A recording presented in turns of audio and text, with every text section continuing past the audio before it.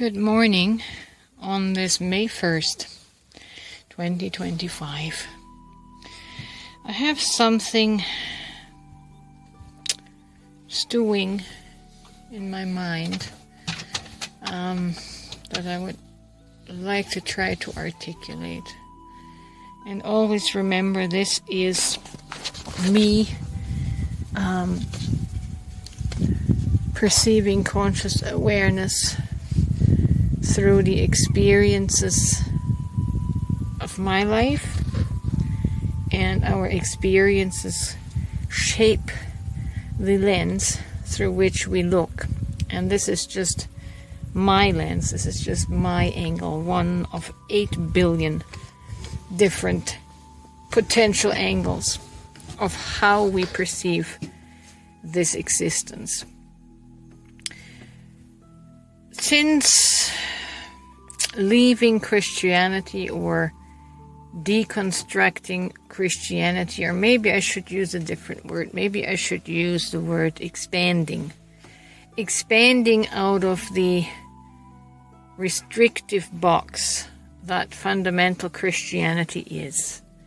In my expansion of awareness, in my courage to question, to ask the scary questions, the what ifs, I have gained a whole lot of expanded awareness. For instance, I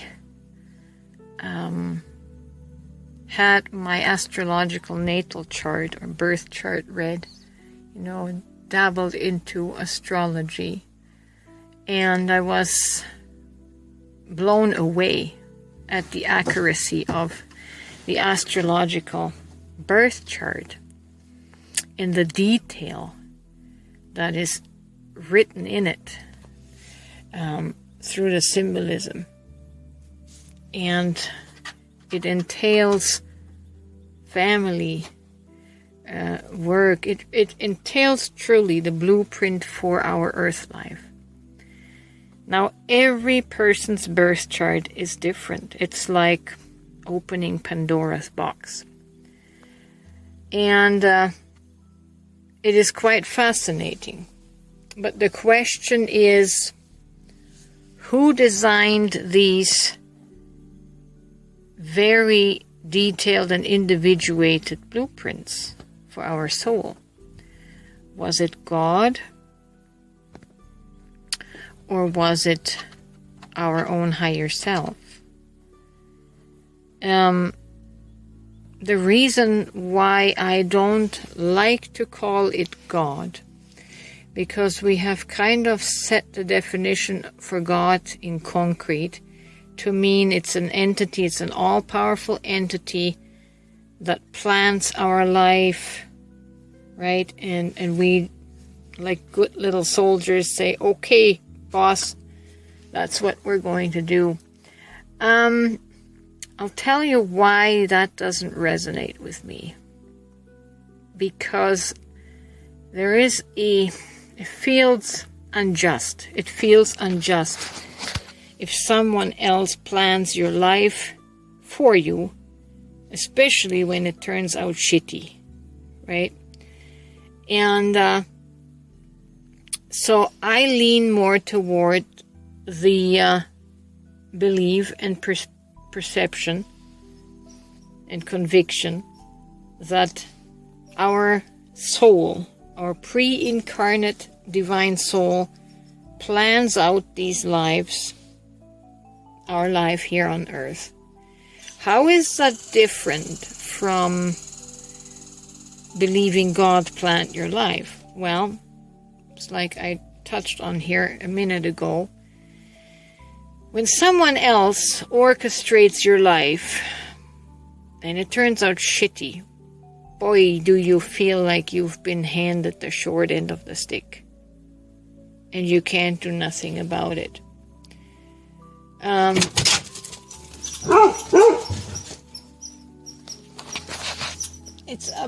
above you, Sprikey. Behind you, Sprikey. Sprikey. Up there. Look up. Up. Small interruption. So if it's God, you can't do anything about it. Psychologically,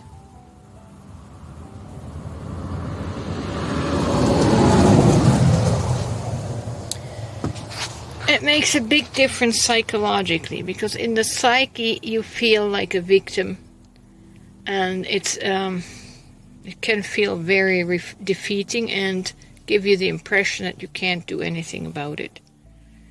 But if it's your own soul, your divine aspect that planned this earth life for you, for itself, to me, in my psyche, it connects me more to that, and I don't feel like a victim. I feel like, okay, this is what I have chosen. So I can work with that more easily. I can be more in acceptance of it than when a separate God made this plan for me and I have no say-so, right? So I don't know if you feel that difference, but in my psyche, when I can tell myself, well, I planned my life this way, this is what my soul wanted to experience, I can more easily accept it and not be in this defeatist energy of being someone's hand puppet, right? So if we are still puppets to our souls, it is our higher self. So we can integrate that higher self and say, okay, our soul wanted to have this human experience. And now back to the birth charts. So in light of that, in light of our birth charts, and some birth charts are just the pits. Some people have to experience horrible things in this life. But when you know that you planned it that way, it doesn't feel quite as bad as the Almighty God, throwing us down here to struggle.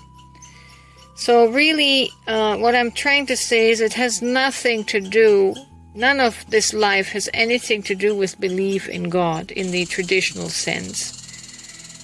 I think belief in God can get in the way of getting on with your soul plan and accepting your soul plan and working with it, be able to work with it, and to change your perception, to change your consciousness, and to ascend your frequencies. Right? If you are under someone's thumb and they made your plans for you and kind of leave you struggling, there is that disconnect. There is that disconnect that just robs you of all your hope. Robs you of all hope for life and robs you of all meaning, right? And when we lose the meaning for life, the sense,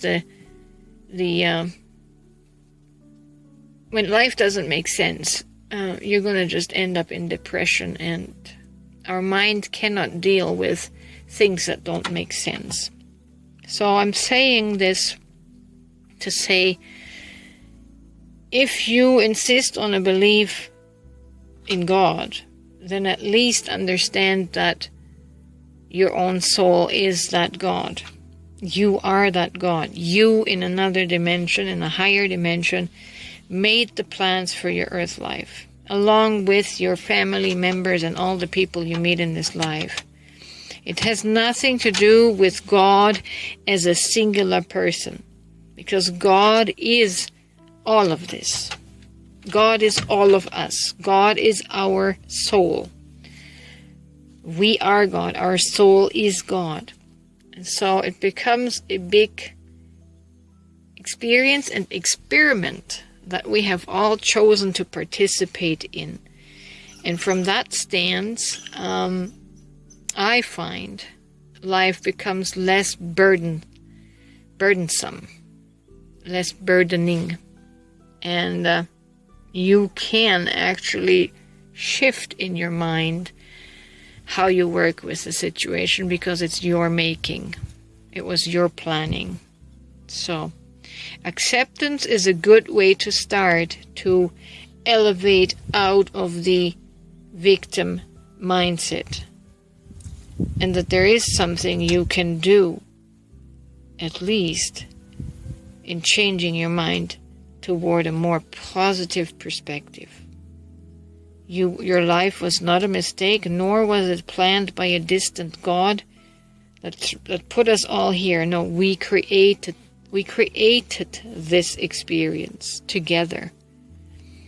So we are all star people. We're all stardust. We're all angels who came down to earth to have this experience. And each one of us planned a different life and a different timeline. And it's all good.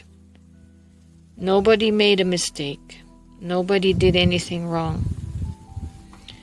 With that, I do want to say, for all my fellow soul travelers, for those of you who picked brutally hard life plans, my deepest respect goes out to you. You're brave souls. You're brave souls. And I love you, and I love for us to all be here and try and figure it out together.